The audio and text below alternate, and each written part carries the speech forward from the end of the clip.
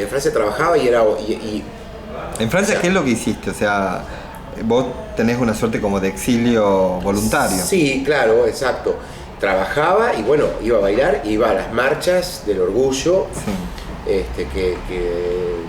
que eran hermosas, que eran muy producidas, y sí, o sea, sí, y sí tenía la experiencia de lo que era ser ciudadano, digamos, si bien no se discutía ninguna ley de igualdad en ningún sentido, pero sí tenía la experiencia de estar en un parque a la noche y que la policía venga y te diga, discúlpeme, perdón, cuidado porque es una persona armada, pero no que te diga, venga porque usted es homosexual, sino que estamos acá, o sea, me decían mis amigos franceses, están acá para cuidarnos, que nosotros podamos hacer nuestro giro tranquilos. Mirá. La policía, bueno, entonces esa experiencia de ver que es posible otra cosa, de ver que es posible que la policía te trate como si fueran maestros, o sea, no es que te tratan bien los policías, y ahora menos, pero en esa época te trataban como si, los policías franceses, como si fueran maestros, ¿viste? Pero por favor, venga, hágame favor, no se meta, y que está oscuro, y anda gente armada. A ver, no vuelva más acá. Dice, bueno, sí, listo, disculpe, chao. Esa experiencia de, digamos, de la legalidad, sí, obviamente que te abre la cabeza en todo sentido. Y aparte me imagino que había organizaciones políticas LGBT. había organizaciones. Con una discusión política. Exacto. Con impacto en políticas públicas. Sí, bueno, además era famoso porque había un ministro de la cultura, el Ministerio de la Cultura de Francia, que era gay, y bueno, había como una especie de, así de, estábamos los gays en la cresta de la ola, y bueno, y se estaba, yo te nombro libertad, bueno, era como una especie de liberación también en Francia, y de organizaciones, y estaba la organización de judíos homosexuales, o sea, y todos discutían. ¿Y había algún evento que los aglutinaba en alguna época del año? ¿Algo que hayas participado?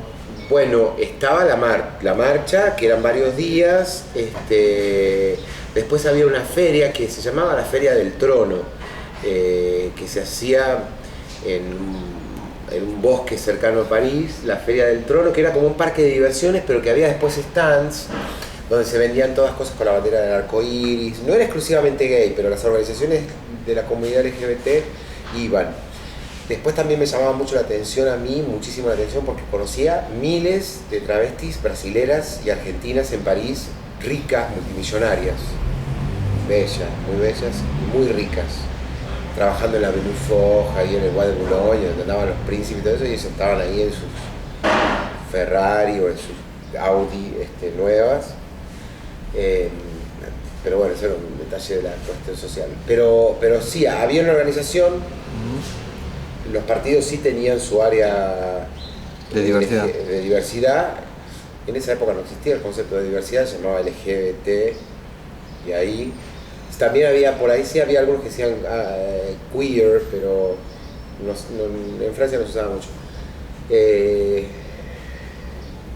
Y bueno, después sí, lo que sí era loco era que había ciudades gays. O sea, en España, digamos, en Barcelona, pegado a Barcelona, hay una ciudad que se llama Sitges, que por lo menos mi experiencia de Sitges era una ciudad gay. O sea, vos ibas a la playa, y bueno, sí, había una playa, pero era una playa, claro. La playa del centro era gay. Yo caminaba por las veredas y me acuerdo que yo era como estar en un paraíso, o sea, todo el mundo era... O Torremolinos en el sur. Torremolinos, más al sur. Pero bueno, eso es algo que pasaba en general, digamos, cuando vos comparabas la Argentina de ese entonces, bueno, era lo mismo que los lugares nudistas, o sea, el concepto, la cultura argentina en relación al cuerpo y a la propiedad de uno y del cuerpo, y al hecho de ser lindo, ser feo, o estar fuerte, era totalmente distinta a la europea, y bueno, el europeo disfrutaba de esas libertades. Nosotros... Sí. Hoy en día que hemos avanzado tanto, pero todavía no disfrutamos.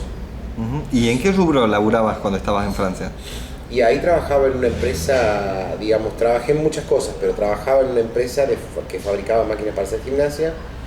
Trabajé de ballet, digamos, ayudaba, por una circunstancia de la vida, me ofrecieron un trabajo que era muy bien pago, que era ayudar a una persona que había tenido un accidente una persona que tenía mucho dinero y que quería aprovechar su convalecencia para aprender español, porque era un diplomático. Y entonces buscaba a alguien que fuera fuerte, que tuviera un conocimiento de lo que era el cuerpo, que fuera fuerte, que lo pudiera levantar porque estaba paralizado, que le pudiera manejar el auto, que hablara francés y que que su lengua materna sea español, porque él quería hablar en español para practicar. Así que trabajé, bueno, ahí aprendí mucho, recorrí mucho en el auto con el viejo, que era un divino total. Y él era diplomático, entonces iba a reuniones, por ejemplo. Entonces esta noche teníamos una reunión en Bélgica, entonces París, Bruselas o en Luxemburgo, o tenemos una reunión en Madrid, entonces para acá, para allá con el auto. Y yo lo único que hacía era manejar y hablar, y le contaba cosas en español. Bueno, después tendría que limpiar la cola y todo eso también. Y después también hice de babysitting, cuidaba niñas chiquitas y niños, de las cuales tengo relación todavía con dos, con Sandrine, que ya tiene, bueno, 30 años, y con Raíza, que era la hija de una brasilera. Y bueno, eso. Después ya me cansé, o sea, ya decidí volver, y ahí ya decidí que Argentina era el lugar donde yo quería estar. Estuve un tiempo en Buenos Aires. ¿Qué noticias te llegaban de Argentina cuando estabas? Bueno, porque es el fin del gobierno de Alfonsín, el comienzo del gobierno de Menem. O sea, yo venía a la Argentina, ¿no? Yo venía en enero. Y yo me acuerdo que yo le decía a mis amigos que yo